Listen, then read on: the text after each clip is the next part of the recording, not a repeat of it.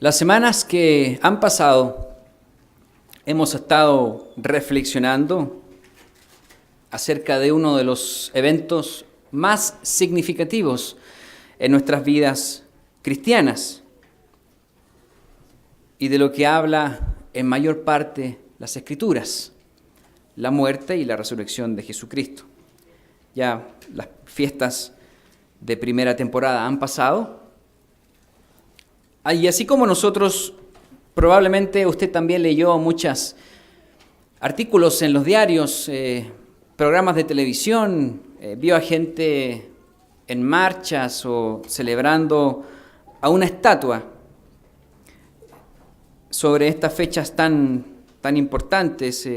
Muchos de ellos comieron toneladas de pescado, consumieron mucho pescado, no comieron carne, como le digo, levantaron estatuas. Y como vimos hace unos días atrás, mucha gente cree en un Mesías falso, en un Cristo falso, porque no cumplió los 3 días y 3 noches según como ellos lo entienden y lo explican y son parte de su doctrina. Ya todo quedó atrás, ya estamos en otra etapa. Y no sé si haya sido casualidad que justamente en estos días, yo no sé si usted lo ha escuchado, pero América Latina, Brasil, Colombia, México y tal vez otros países le van a seguir, se han visto infectados por algo que ha estado en las redes sociales y que han estado afectando a nuestros jóvenes o adolescentes. Es un juego, y es un juego que dura 50 días, un juego muy siniestro, que se le llama la ballena azul. ¿Alguien ha escuchado, ha leído algo de eso?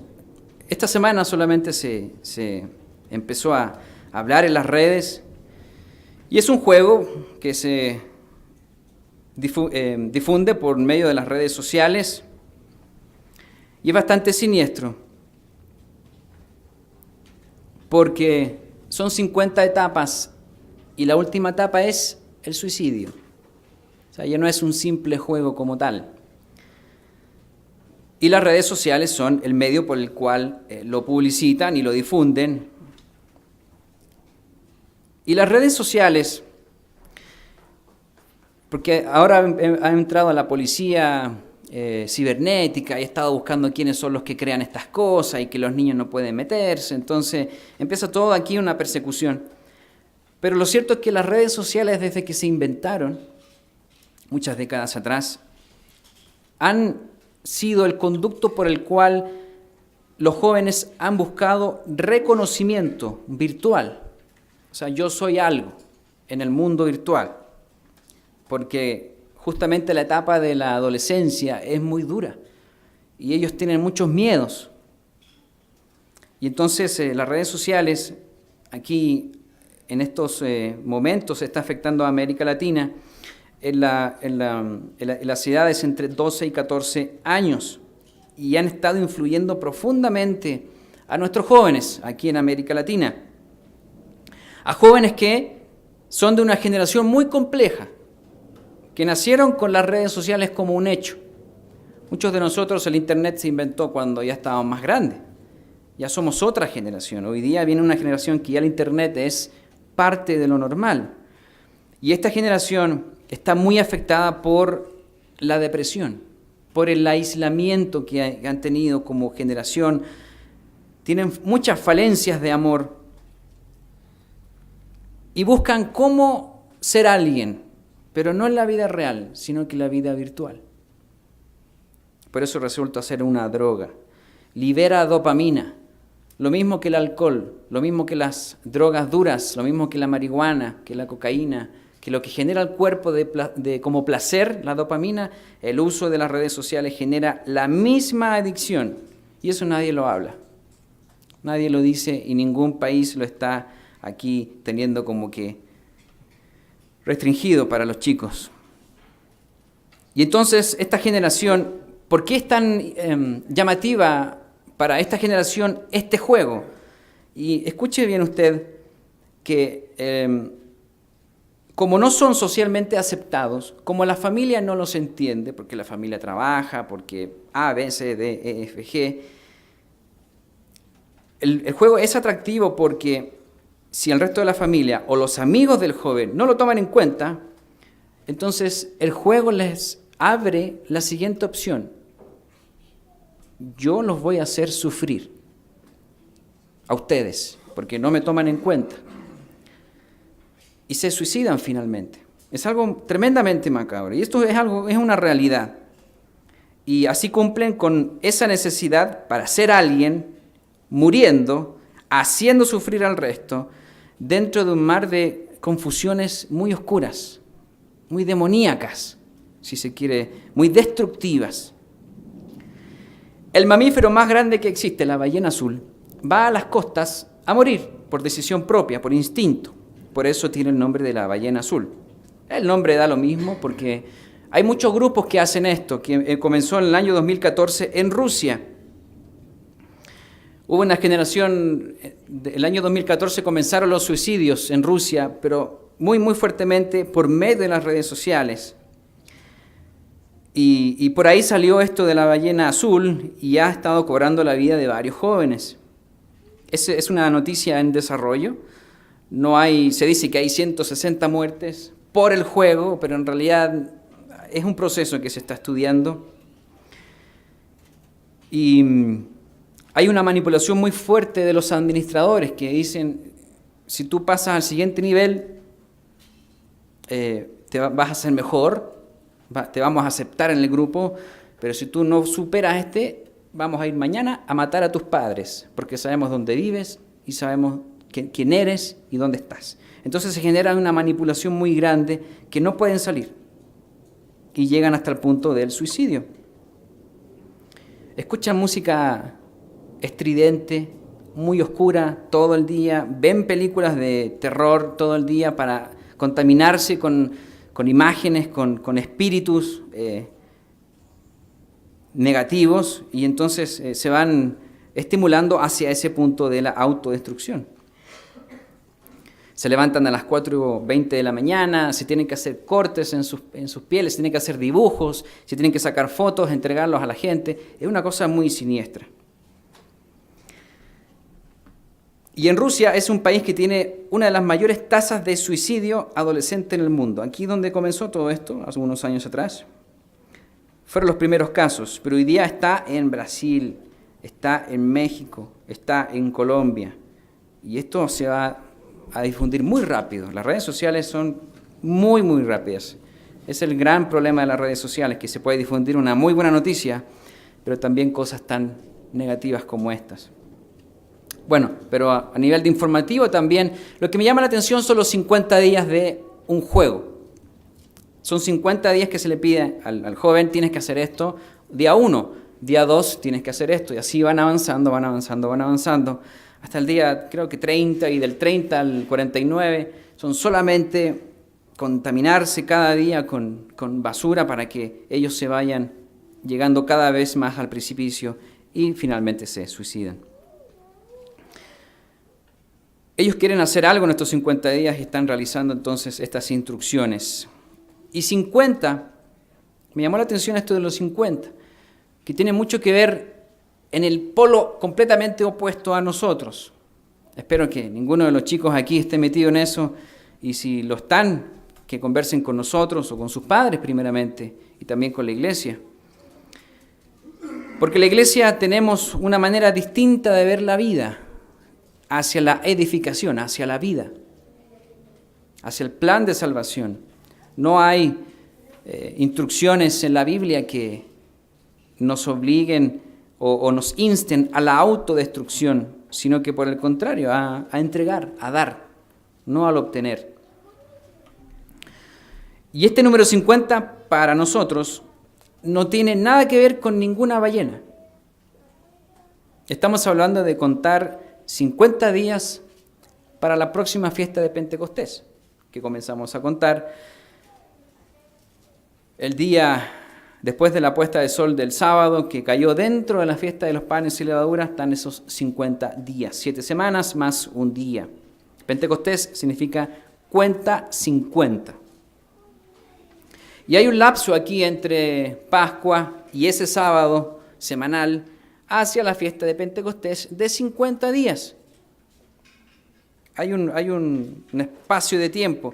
Este año el conteo comenzó el 20 de Nisan, eso fue el 16 de abril, ahí comenzó el conteo. Y hoy día estamos en el número 14 de estos 50 y vamos avanzando. La cuenta regresiva. Hoy día es el 3 de Iyar, el segundo mes del calendario sagrado. ¿Qué estamos haciendo en estos 50 días que tenemos antes de Pentecostés? En este lapso que hay de días.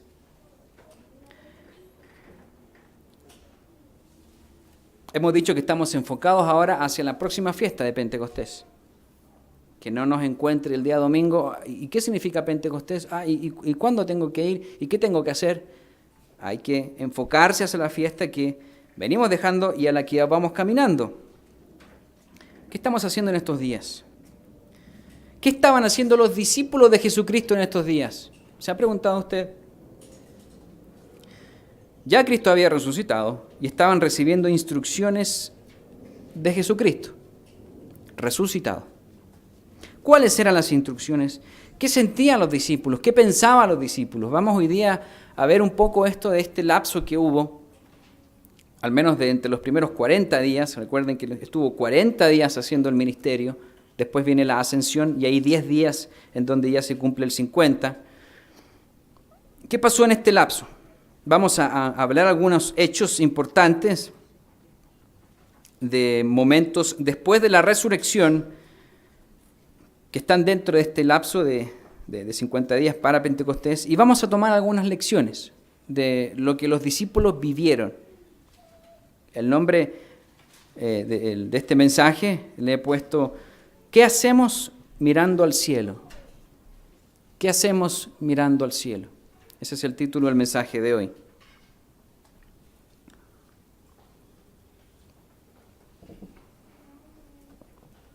Al final de los evangelios y el comienzo de los 4 evangelios y el comienzo del libro de los Hechos de los Apóstoles describen 50 días muy particulares que vivieron los discípulos de Jesucristo.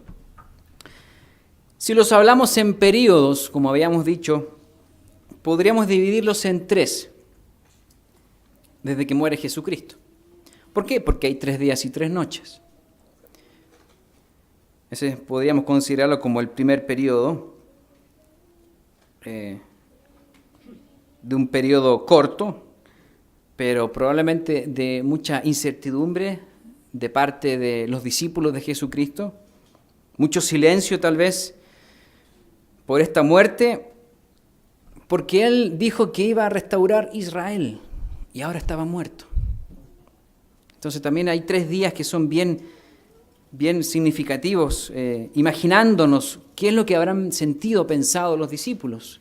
No dice mucho la Escritura, pero vamos a hablar de la segunda etapa, que es esta duración de 40 días, después que Él ya resucita y se aparece en varias ocasiones a muchas personas y entrega instrucciones específicas y comienza a entregar poco a poco lo que sería la próxima fiesta de Pentecostés. Empieza a entregar lo que sería el poder del Espíritu Santo.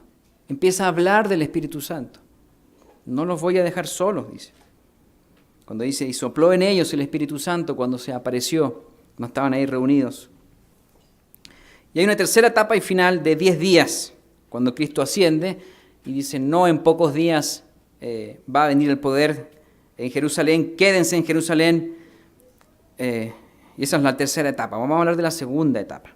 Vamos aquí a ver Juan 21. Si me acompañan a Juan 21, vamos a volver a leer los evangelios. En Juan capítulo 21 y versículo 24. El final del libro de Juan, del apóstol amado de Jesucristo, como se dice en Juan capítulo 21, versículo 24, los últimos 2 versículos del Evangelio de Juan. Este es el discípulo que da testimonio de estas cosas y escribió estas cosas, y sabemos que su testimonio es verdadero. Y hay también otras muchas cosas que hizo Jesús, las cuales, si se escribieran una por una, pienso que ni aún en el mundo cabrían los libros que sabrían de escribir. Todas las cosas que hizo Jesucristo. Hay mucho que no se registró, pero tenemos lo esencial en nuestras manos. La Biblia registra que Cristo apareció 10 veces después de su muerte. 10 veces después de su muerte. Así como también en una oportunidad frente a 500 personas. Eso lo ven ahí en 1 Corintios 15:6, si lo quieren anotar, para testigo de todas esas personas que lo vieron a la vez, 500 personas a la vez. Los discípulos pudieron palpar sus heridas. Cristo se manifestó en un cuerpo físico. Cristo caminó con ellos. Cristo les habló directamente, les preparó comida cuando estaban ahí en la barca y tenían ya los peces preparados. Comió con ellos. Las apariciones de Jesucristo no fueron unas apariciones fantasmales, como si fuera un ser flotante sin sustancia. Era un ser físico. Y hablando un poco de lo que sucedió, de lo que hizo Jesucristo en ese momento, lo vamos a atar con un versículo un poco antes. Y está en Marcos 1. Si me acompañan un poquitito más atrás, al segundo evangelio. Es muy interesante no quedarse solamente con un evangelio, ir siempre comparándolo. El otro día yo les hablaba de la armonía de los evangelios, que es un libro que tiene los 4 evangelios, y andaba por ahí una copia. Es muy bueno para estudiar este tipo de cosas. En Marcos 1, versículo 14, dice: después que Juan el Bautista fue encarcelado, Jesús vino a Galilea predicando el evangelio del reino de Dios. Primera vez que la Escritura describe aquí el momento en que Jesús comienza a predicar el evangelio del reino de Dios. Juan el Bautista preparó el camino. Y entonces aquí viene Jesucristo ya con Juan el Bautista encarcelado, y el versículo 15 dice, diciendo: el tiempo se ha cumplido y el reino de Dios se ha acercado. Arrepentíos y creed en el evangelio. Cristo empezó entonces a predicar el evangelio. Y aquí dice: creed en el evangelio, arrepentíos y creed en el evangelio. Cristo era el evangelio en persona. Cristo, el Verbo, el Logos, con Dios, el Padre, tenían todo este plan antes que el mundo existiese. Y Él se iba a sacrificar por el hombre. Eso estaba planeado desde antes de la fundación del mundo. Cristo era quien traía las buenas noticias, no la revista impresa, las buenas noticias de que vendría un cambio en el mundo y de que podemos acceder a ese mundo que está aquí, pero ya con Él como Rey de reyes y Señor de señores. Algo que ya se venía hablando con Moisés, algo que se venía hablando con los profetas y que no entendían mucho las personas en ese tiempo. Él era el Mesías que se había profetizado cientos de años atrás. Él era el Evangelio en persona. Ahora bien, leímos Marcos 1:14. Si conectamos esta primera frase de lo que Jesús comenzó a hacer aquí al comienzo del Evangelio de Marcos, si conectamos esta frase y lo empalmamos con lo que la misión que tuvo Jesucristo durante esos 40 días, podemos entender que esos 40 días que tuvo Jesucristo después de que resucitó fueron una instrucción o fueron el traspaso por el cual Jesús les dijo: yo comencé este trabajo de la predicación del Evangelio, ahora le toca a ustedes y los voy a preparar. De mí se hablaba en el Antiguo Testamento y ahora los empezó a preparar. Aquí hay una educación, un traspaso para decirles a ellos ahora ustedes van a estar predicando el Evangelio a la iglesia. Y en el día de Pentecostés se concreta con la llegada del Espíritu Santo, a los 50 días después de la resurrección. Hechos, capítulo 1. Vamos al comienzo de Hechos.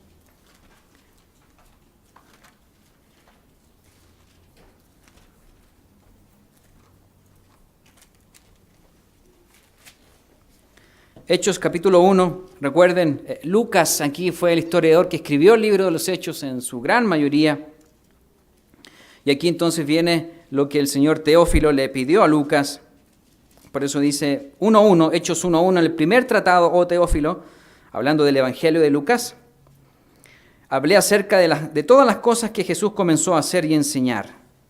Como lo vimos aquí, también en Lucas está el paralelo, comenzando con Juan el Bautista. Versículo 2.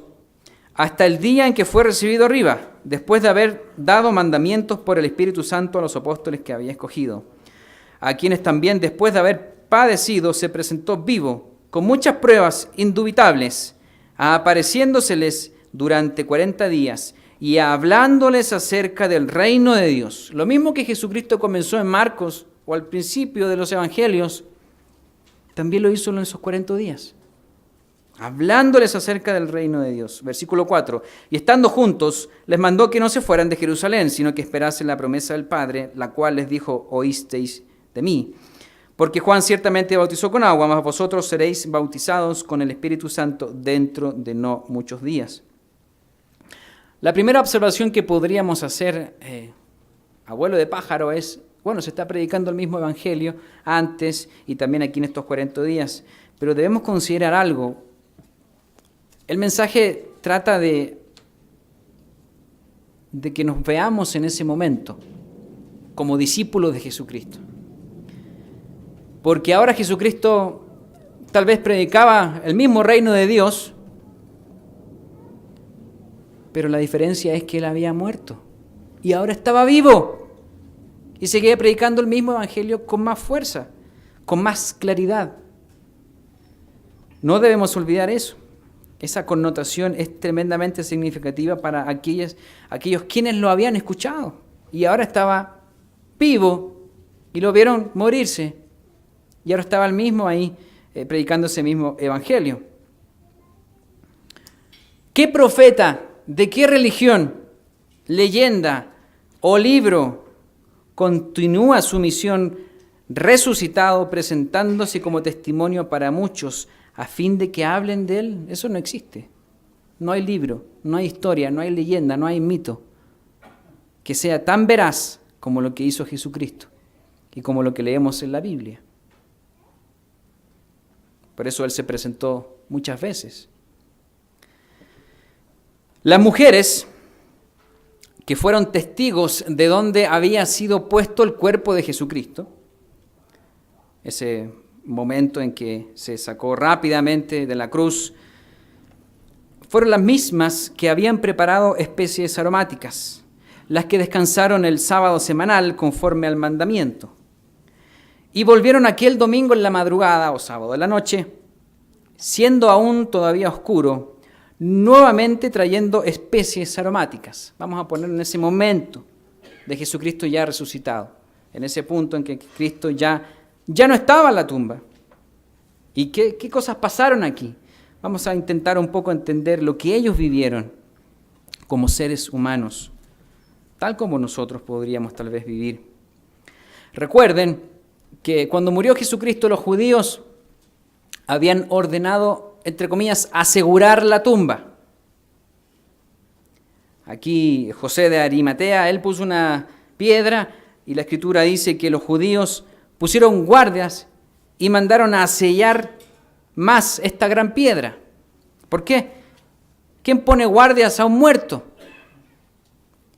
Bueno, porque ellos tenían tanto miedo de que los discípulos robaran el cuerpo y luego dijeran, viste que teníamos razón, que Jesucristo iba a resucitar, como que ellos temían a que se hiciera una gran mentira en contra de ellos. Acuérdense que los que sacrificaron a Jesús fueron ellos. Estaba su reputación en juego aquí. Y ellos tenían las escrituras del Antiguo Testamento, pero no entendían las escrituras. Fíjense lo que hicieron acá. A poner guardias, a asegurar ahí la cosa para que no haya una trifulca en esa tumba. Pero esa noche hubo un terremoto, dice la Escritura. Un ángel de Dios removió la piedra. Y los guardias quedaron como muertos, dice la Escritura. El ángel luego le dice a las mujeres lo siguiente, Mateo 28. Estamos viendo las primeras apariciones o los primeros eventos que tuvo lugar aquí entonces aquella noche. Mateo capítulo 28 y versículo 5.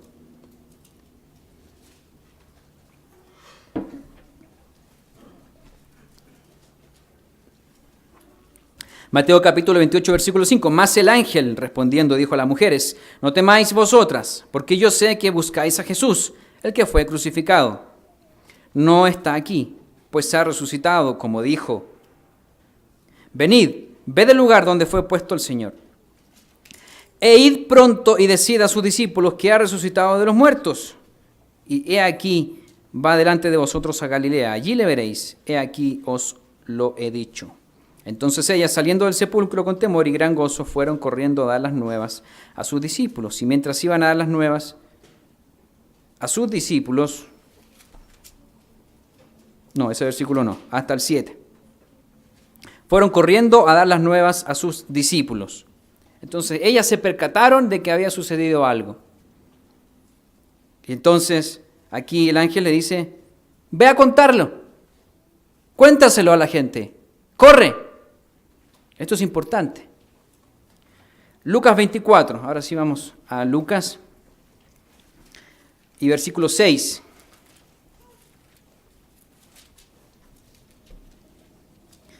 Lucas capítulo 24, versículo 6.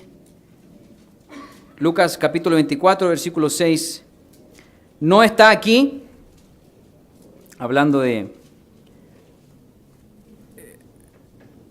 aquí de los ángeles. Acordaos de lo que os habló cuando aún estaba en Galilea, diciendo: es necesario que el Hijo del Hombre sea entregado en manos de hombres pecadores y que sea crucificado y resucite al tercer día. Entonces ellas se acordaron de las palabras. Ah, verdad que había dicho. Podemos tomarlo así. Verdad que había dicho el otro día que iba a hacer eso. 9. Y volviendo del sepulcro, dieron nuevas de todas estas cosas a los 11 y a todos los demás. Lucas, quien prolijamente averiguó. Recuerden que Lucas no fue testigo ocular de todo esto. Él hizo un trabajo de periodismo, viendo entrevistando a todas las personas aquí, teniendo toda la información, y en algunos lugares se entrega más información. Aquí dice: acordaos de lo que os habló, es necesario que el Hijo del Hombre sea entregado y crucificado y resucite al tercer día. Lo que él había dicho, lo que Jesucristo les había dicho, era la palabra de Dios. Cristo hacía la voluntad de Dios y él la había manifestado.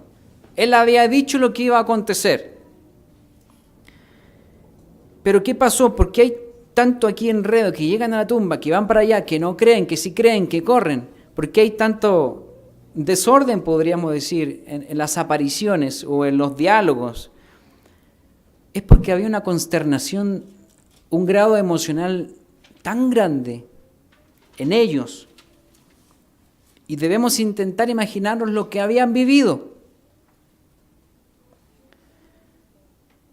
Eran sus discípulos, eran a quien seguían, eran la esperanza de no seguir al pueblo romano, de no seguir a los judíos, de seguir a Jesucristo y sus palabras de esperanza. Y las mujeres eran parte también de sus discípulos. Aquí le seguían muchas mujeres a Jesús. Y aquí de nuevo, si lo llevamos a la época, ellos no había la capacidad técnica para hacer un grupo en WhatsApp y enviar la información a todos. No se podía postear una noticia, no se podía llamar por teléfono, no se podía llevar esta noticia lo más rápido. Tampoco no tenían los escritos del Nuevo Testamento, se estaban escribiendo en ese momento, estaban viviendo los hechos del Nuevo Testamento. Y tenían poco alcance a lo que es el Antiguo Testamento, a las profecías de Jesús. Entonces, en 3 días que murió Jesús, luego resucita, hay una consternación, hay un momento de estupefacción de los eventos de ese momento, que tenemos que entender aquí en las personas. Acordaos de lo que dijo, y ellas se acordaron, y fueron a contar el resto de la buena noticia. Las mujeres estaban entregando ahí, querían llevar las especias aromáticas y se dieron cuenta que ya no estaba. Otro complemento a este evento está en Juan 20, 11 al 18, no lo leamos, donde parece ser que la primera persona que Jesús, ya resucitado, vio cara a cara fue María Magdalena. ¿Por qué? Porque no le permitió que la tocase. ¿Recuerdan? Ustedes pueden ver ahí luego en Juan 20, 11 al 18, porque no había ascendido al Padre. Y luego, cuando se encuentra con todas las mujeres lo abrazaron. Le abrazaron sus pies y le adoraron. Ya había ascendido y ya había regresado. Ya se había llevado a cabo lo que él deseaba hacer. Y lo hizo después de que vio a María Magdalena, quizás en un instante de la velocidad del pensamiento, no lo sabemos. Pero es interesante también reflexionar eso. Y ahora, un poco antes de que aquí estaban las mujeres, Juan y Pedro llegaron al sepulcro por aviso de María Magdalena, pero ellos solo vieron que el cuerpo no estaba, no vieron a Jesús, ya no estaba ahí. Y en Juan 20, aquí hay algo que me gustaría destacar un poco. En Juan capítulo 20,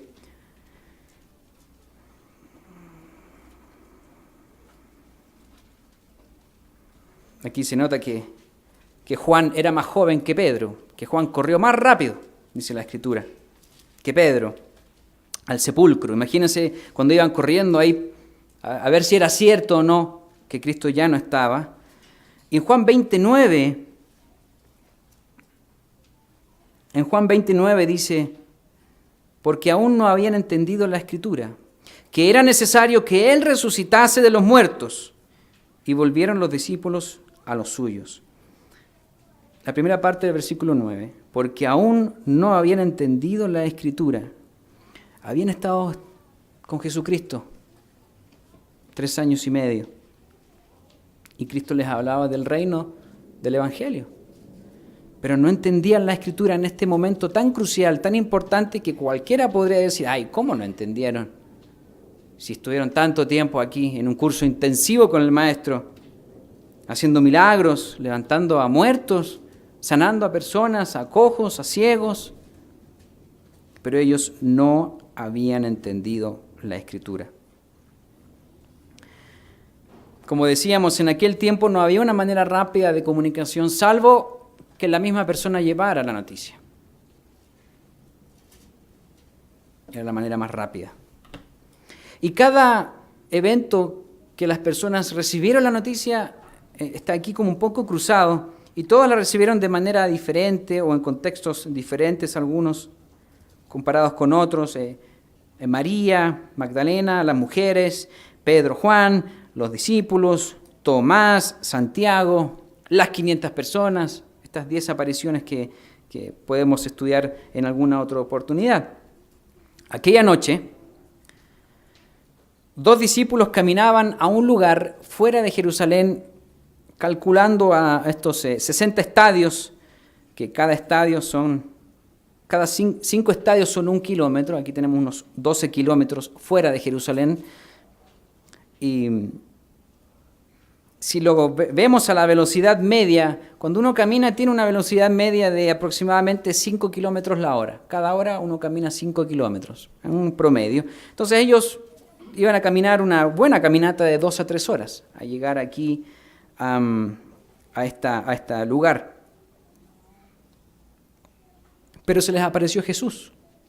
Vamos a ver el relato aquí en Lucas 24, en esa caminata. En Lucas capítulo 24,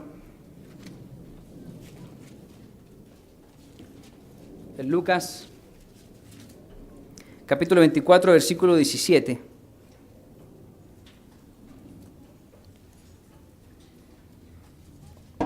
Ellos iban caminando y se les acercó un hombre, que era Jesús, que ellos no sabían.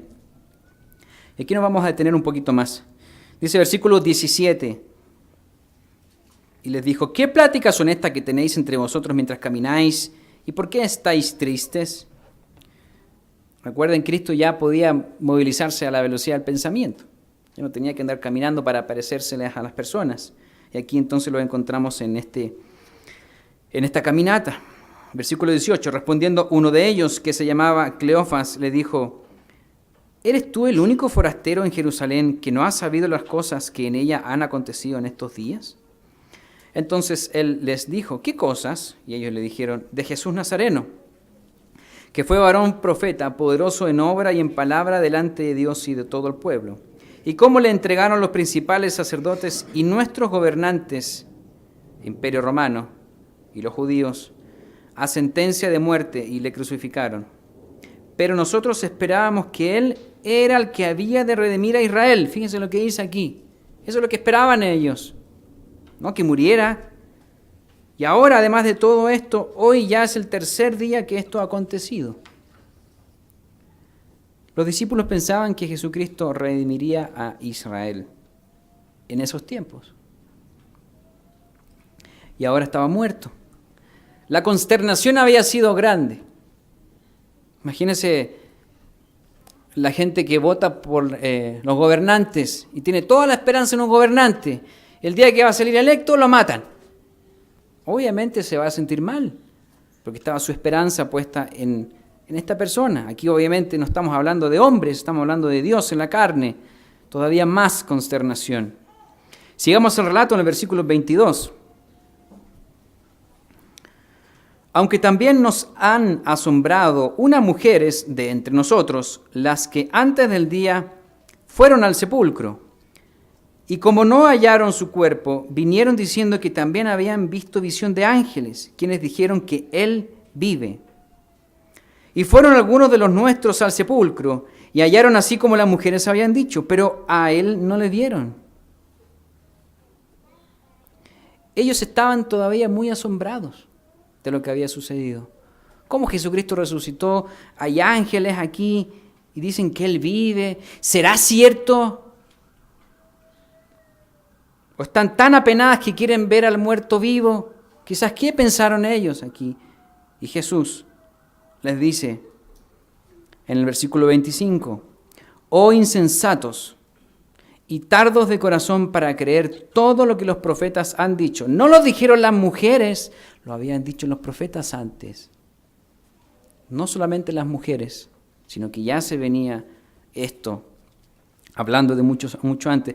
¿No era necesario que el Cristo padeciera estas cosas y que entrara en su gloria? Y comenzando desde Moisés y siguiendo por todos los profetas, les declaraba en todas las escrituras lo que de él decían. ¿Qué hicieron? Abrieron la Biblia. Les explicó lo que estaba en el Antiguo Testamento, lo que decían los profetas. Hubo un buen tiempo para charlar. Les hizo un repaso de lo que debería suceder y que lo que la Biblia decía en el Antiguo Testamento. Pero no lo entendían. Ellos reconocieron que era Jesús cuando partió el pan. Si ustedes siguen el relato, él tomó el pan y ahí entonces dice que lo reconocieron. Y cuando lo reconocieron, ¡pum!, Cristo se desapareció. Ya no estaba ahí. Y justamente lo habían reconocido. Las mujeres habían contado la noticia a los discípulos. Pero recuerden, había un grado emocional muy alto en ese momento. Y no entendían realmente lo que significaba este hecho.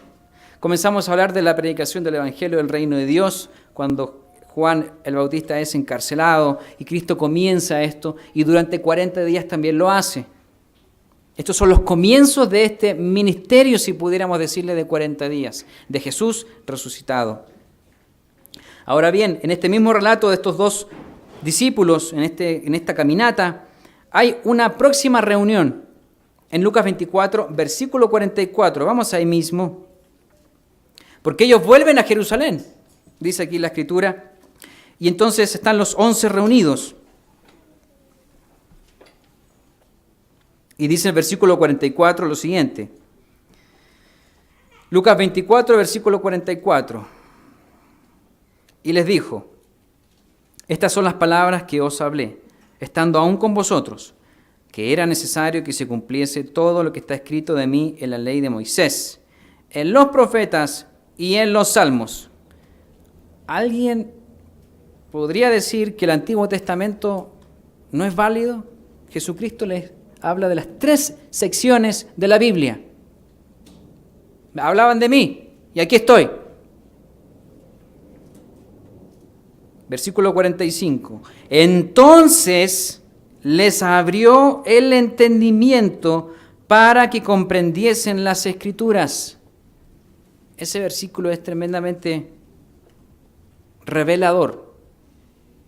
Entonces les abrió el entendimiento y les dijo, así está escrito y así fue necesario que el Cristo padeciese y resucitase de los muertos al tercer día. Lo que decían los ángeles a las mujeres, lo que decían las Escrituras, lo que decían los profetas, desde Moisés hacia adelante. Y que se predicase en su nombre, el arrepentimiento y el perdón de pecados en todas las naciones, comenzando desde Jerusalén. Y vosotros sois testigos de estas cosas. Ellos estaban así viviendo eso. Fueron testigos de esta situación. El Evangelio en este momento fue revelado o completado en un nivel que antes no entendían. Los judíos no entendían nada. Hasta el día de hoy no entienden el Mesías ni el plan de Dios. Siguen esperando al Salvador que redima a Israel, pero Jesús fue un simple profeta. Finalmente aquí comprendieron las Escrituras por la misma voz de Jesucristo, el pastor, el buen pastor, quien les recordó todo lo que estaba escrito en el Antiguo Testamento, que habla de su muerte y que habla de su resurrección. Por eso los ángeles, así como dijo Cristo, eso acaba de pasar, les dijo a las mujeres. Así como dijo, acaba de pasar.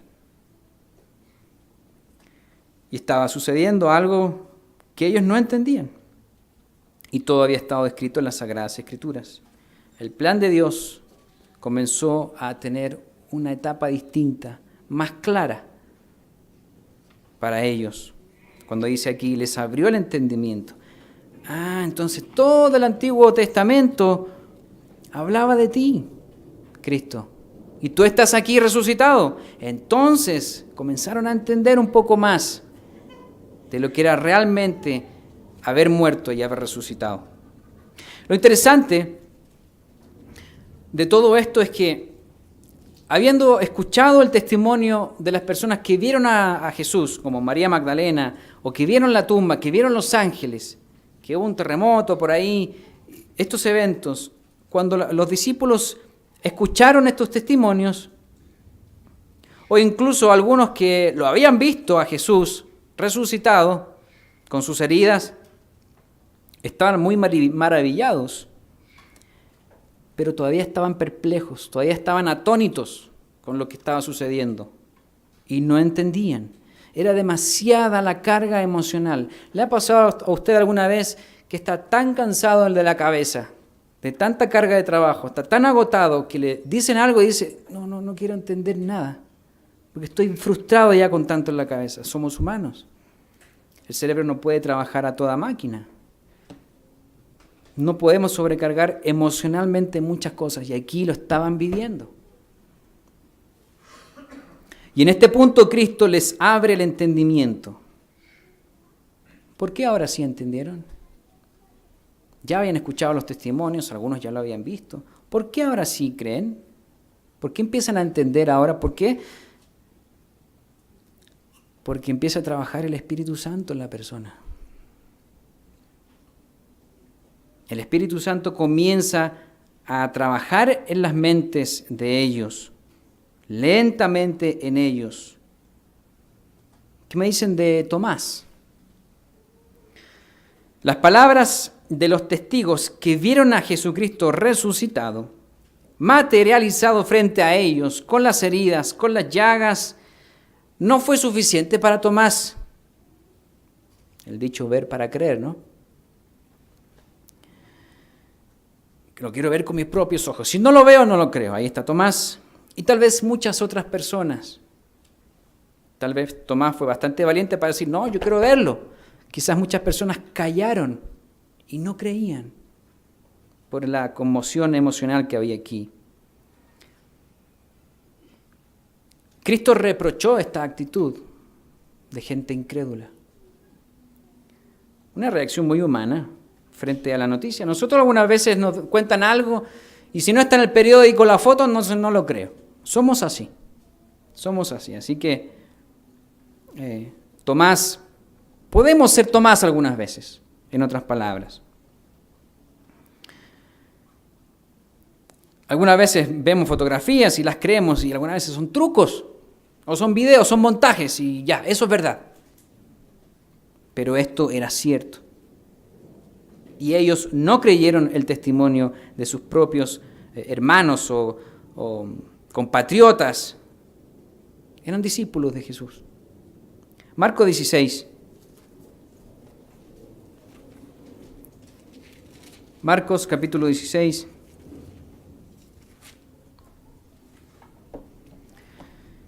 Y versículo 12.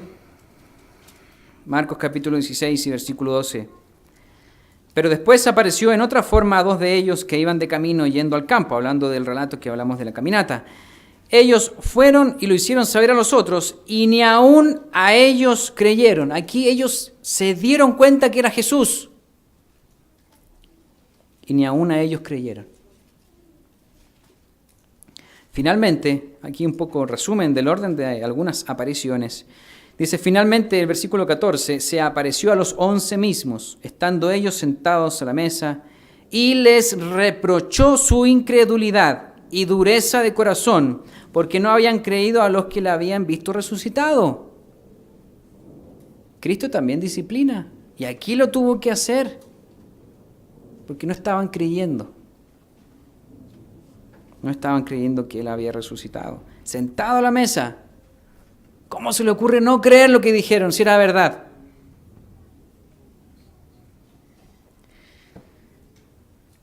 No vayan ahí, en Mateo 28, 16, dice que los 11 discípulos se fueron a Galilea, al monte donde Jesús les había ordenado. Y en el 17 dice, cuando le vieron, le adoraron, pero algunos dudaban. La duda estuvo en varios. Quizás no solamente en Tomás. No hay un porcentaje aquí, pero sí había un grado de incredulidad en este momento tan significativo. En complemento con Lucas 24, que habíamos hablado antes, aquí vemos que Cristo los instruye, les abre las Escrituras, les abre el entendimiento. De mí hablaban las Escrituras, los corrige. ¿Cómo pueden ser tan duros de corazón, tan incrédulos? Aquí estoy yo, con las heridas en las manos. ¿Cómo no creen? Y les da instrucciones muy claras y muy específicas de que recibirían pronto un poder. El poder del Espíritu Santo, que vendría de lo alto. Cristo resucitado comienza a entregarle a la iglesia la siguiente misión, que la cantamos muchas veces. Por tanto, id y haced discípulos a todas las naciones, bautizándolos en el nombre. Aquí en el nombre la traducción correcta sería dentro del Padre y del Hijo y del Espíritu Santo, enseñándoles que guarden todas las cosas que os he mandado. Y he aquí, yo estoy con vosotros todos los días hasta el fin del mundo. Amén. Mateo 28, del 19 al 20. Instrucciones. Ustedes fueron testigos. Los estoy instruyendo. Viene el poder. Prediquen hasta el fin del mundo estas cosas. Cristo se apareció 10 veces, dijimos, en total, 5 ese primer día y otras 5 durante los 40 días. También durante 500 personas a la vez. Todos fueron testigos, pero no todos creyeron. Incluso dentro de los suyos hubo mucha duda, hubo mucho miedo y hubo mucha perplejidad. Recuerden, estaba el Imperio Romano ahí, la bestia dominando ese lugar. Estaba toda el área civil religiosa de los judíos, tremendas personas, peligrosísimas. Y ellos estaban al medio. A ver qué hacemos, qué pensamos. No, yo creo que sí resucitó. No, yo creo que esta mujer está mintiendo. Ese grado de incredulidad era muy grande. Y Cristo entonces los corrige. ¿Qué hubiera pasado con nosotros en esos días? No sabemos. Si se dan cuenta, aquí, siendo o no testigos, en realidad el milagro en sí no lo fue todo, no lo es todo el milagro de la resurrección. Israel fue testigo de muchos milagros, pero nadie entró a la tierra prometida. Todos fueron incrédulos y vieron tremendos milagros. Pero le faltó un entendimiento espiritual de lo que estaban viendo, de lo que estaban siendo testigos. El Espíritu Santo. Nación física, la nación de Israel en el desierto. Un milagro no hace nada por sí solo. Son importantes. Dios trabaja con milagros en sanidades, en trabajos, en protección. Y los milagros pueden instarnos a creer más, a fortalecer la fe. Puede estimular más la fe. Puede hacernos sentir una emoción exacerbada y sentirnos muy bien, muy alegres. Pero eso pasa. Con el tiempo pasa. Y lo que realmente se requiere es ese elemento extra, el poder que Cristo prometió a su iglesia, por el cual el Evangelio sería predicado al mundo entero para que entonces llegue el fin, hasta el fin de los días. Mateo 24, tendría que ser predicado al mundo entero para que entonces llegue el fin. Después de la resurrección, teniendo a Cristo, habiendo recibido la gran comisión, la iglesia, y sabiendo que tendrían que quedarse en Jerusalén, recuerden que les dijo, para ser investidos de lo alto dentro de no muchos días, todavía no comprendían a cabalidad lo que estaban viviendo. Hechos 1.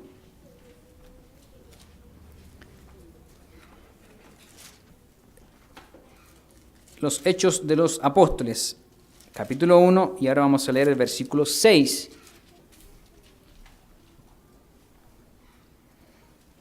No entendían a cabalidad porque viene la misma pregunta que los había deprimido a algunos. Entonces los que se habían reunido le preguntaron diciendo, Señor, ¿restaurarás el reino de Israel a Israel en este tiempo? Ya Jesús resucitó, ahora vamos a redimir a Israel. Tal vez pensaron algunos. Y que viene aquí la respuesta. Versículo 7 les dijo, no os toca a vosotros saber los tiempos o las sazones que el Padre puso en su sola potestad. Pero recibiréis poder cuando haya venido sobre vosotros el Espíritu Santo, y me seréis testigos en Jerusalén, en toda Judea, en Samaria y hasta lo último de la tierra. Y habiendo dicho estas cosas, viéndolo ellos, fue alzado y le recibió una nube que le ocultó de sus ojos. Y estando ellos con los ojos puestos en el cielo, entre tanto que él se iba, he aquí pusieron junto a ellos 2 varones con vestiduras blancas, los cuales también les dijeron: varones galileos, ¿por qué estáis mirando al cielo? Ese es el nombre del sermón. Este mismo Jesús que ha sido tomado de vosotros al cielo, así vendrá como lo habéis visto ir al cielo. Ellos tenían la idea de que ahora iba a ser el momento de la restauración. Y Cristo les dice: no les toca a ustedes. Ya tienen mucho. Ya vieron mucho. Y ahora viene la misión de la iglesia, de predicar esto. Ellos fueron testigos. Ahora viene entonces Jerusalén, Judea, Samaria al norte, hasta lo último de la tierra. Se debería expandir esto. Esa fue la gran comisión y es la que tenemos el día de hoy también, como iglesia. Una iglesia que no predica el Evangelio no está haciendo caso a estas palabras del Señor Jesucristo. Y entonces estaban los varones mirando al cielo. ¿Qué vamos a hacer ahora? Y nosotros también podemos quedarnos mirando al cielo, con los brazos cruzados. ¿Qué vamos a hacer ahora? Ya Cristo se fue. ¿Qué va a pasar ahora? Hoy se ha acercado el Evangelio del reino de Dios a nosotros. Hay que creerlo aun cuando no hayamos sido testigos como ellos. Tenemos su palabra y los testimonios escritos en ella. Como dice al final del Evangelio de Juan, sabemos que su testimonio es verdadero. Y el Evangelio está mucho más cerca de nosotros el día de hoy que aquellos días. El Evangelio del reino de Dios, las buenas noticias, están a la vuelta de la esquina. Están aquí. ¿Seguimos mirando al cielo? ¿Qué vamos a hacer? Como conclusión, y para ya redondear este mensaje, nosotros vimos algunos eventos que sucedieron el momento en que Jesús ya no estaba en la tumba, en cómo lo recibieron María Magdalena, las mujeres, Juan y Pedro, etcétera, etcétera. Y ciertos detalles puntuales sobre las personas que fueron testigos, sobre el miedo que sintieron, la consternación que tuvieron, sobre las ganas de contárselo quizás al otro. Yo vi a Jesús. ¿Estás seguro que era Jesús? Y toda esta duda que hubo en ese momento tuvo que haber sido algo de gran emoción para las mujeres. Imagínense las mujeres corriendo a contarle a los discípulos, las pobrecitas. El grado de alegría, de duda, de miedo que tenían en ese momento cuando le dijeron a los ángeles: vayan a contarle lo que pasó aquí. O Juan y Pedro corriendo al lugar de la tumba. ¿Qué tenían en sus cabezas cuando corrían? ¿Dudas? ¿Emoción? ¿Pena? ¿Tristeza? Somos seres humanos y las emociones sí las tenemos y nos afectan. Y a pesar de toda esta emoción, a pesar de ver al mismo Cristo resucitado, todavía hacía falta algo más para que ellos entendieran las Escrituras. A las mujeres, recuérdense, el ángel les dijo: así había dicho, así lo hizo, ya pasó. Y las mujeres se recordaron. Pero la iglesia comprendió esto cuando ya el Espíritu Santo empezó a trabajar en las personas. Nuestro culto, mis hermanos, no es un culto de emociones. Es un culto racional, como dice Romanos 12:1. Es un culto que puede tener emociones, pero es racional. Por eso somos seres humanos. Tenemos un raciocinio y no nos dejamos llevar únicamente por las emociones, que algunas veces no son buenas. Los milagros han sido obra importante del testimonio de Dios en la tierra y lo van a seguir siendo. Todavía faltan muchos eventos. Y las naciones están armando cada día más, un misil más, otro misil que llega más lejos, está Corea del Norte, está los Estados Unidos, está Rusia, y vamos sumando. ¿Quién tiene más armas? ¿Quién hace los ejercicios militares en la orilla? Más allá todavía. Así está el mundo. Y somos testigos de lo que está pasando.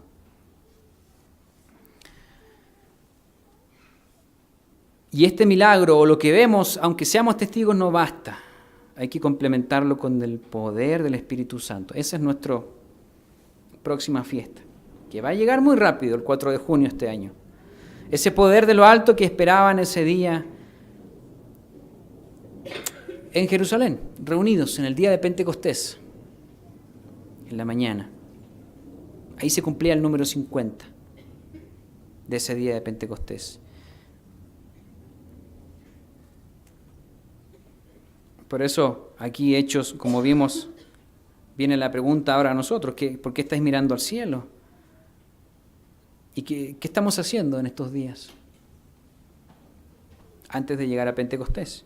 Yo los insto a que valoremos la importancia de hoy de poder entender las Escrituras. Cristo se las abrió, les abrió el entendimiento para entender las Escrituras.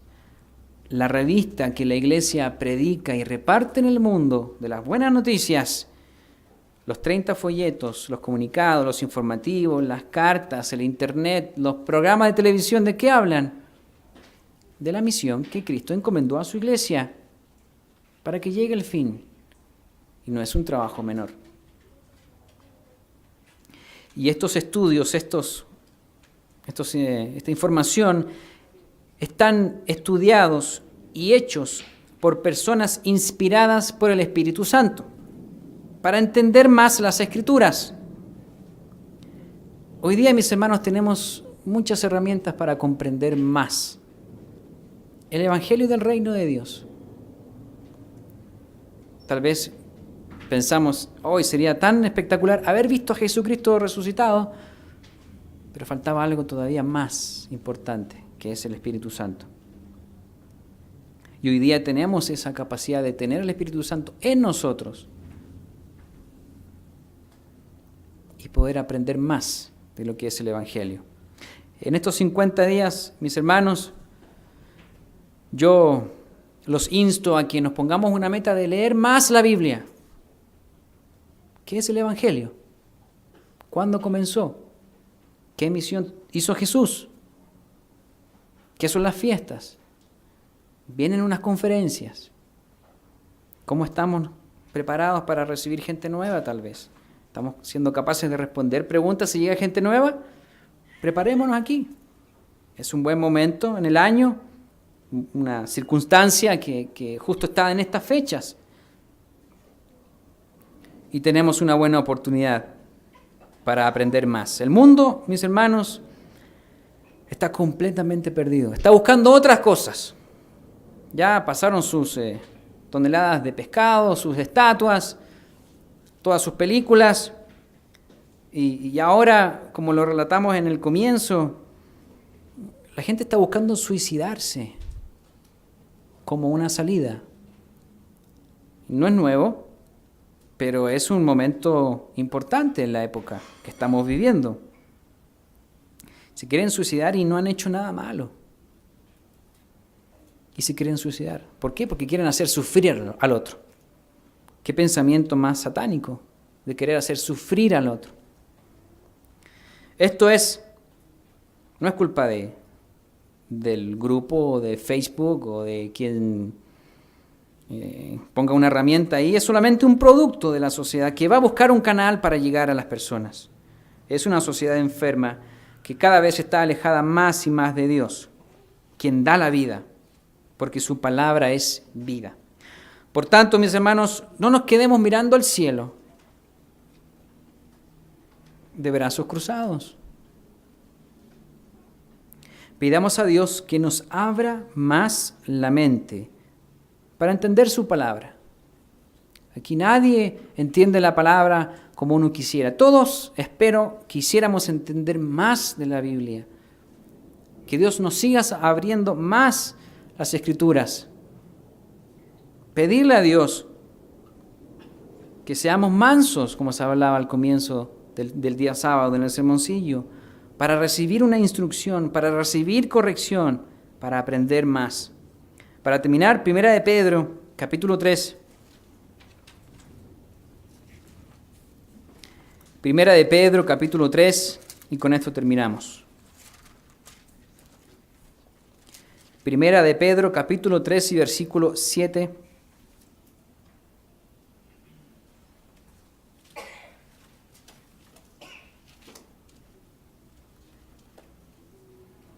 No, hay algo malo aquí, a ver.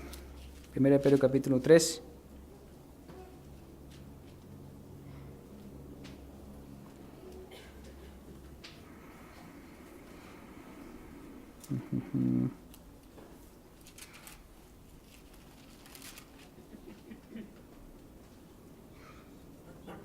Aquí está, el último, es segunda de Pedro, perdón.